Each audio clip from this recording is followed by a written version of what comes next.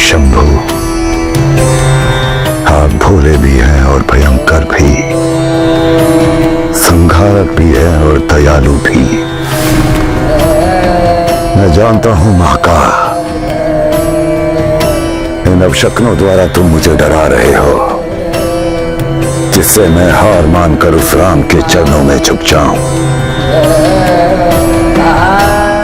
वो राम जिसने स्वयं ना तो कभी कोई तप किया और ना ही कोई वरदानी शक्ति प्राप्त की, और एक और हम है त्रिलोक विजयी रावण, जिसने सदैव अपने बाहुबल से वरदानी शक्तियां प्राप्त की है।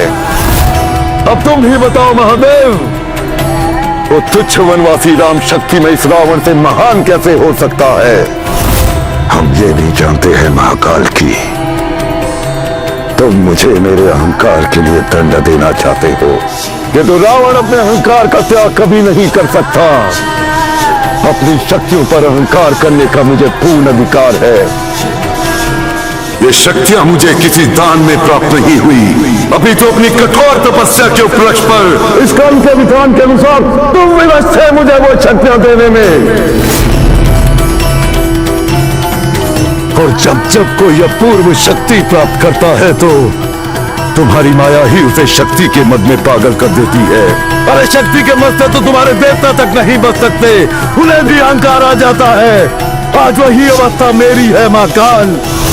मैंने भी शक्तियां प्राप्त की, उनसे अहंकार किया, उसी शक्ति और अहंकार के मद को सहन नहीं कर सका। धर्म के विरुद्ध अधर्म के पथ पर चला हूं तो दंड भी भोगना पड़ेगा। तो ठीक है, भोग लूंगा, किंतु ज्ञात रहे ये रावण दंड भी उसी गर्व से भोगेगा जिस गर्व से उसने वो शक्तियां प्राप्त की है।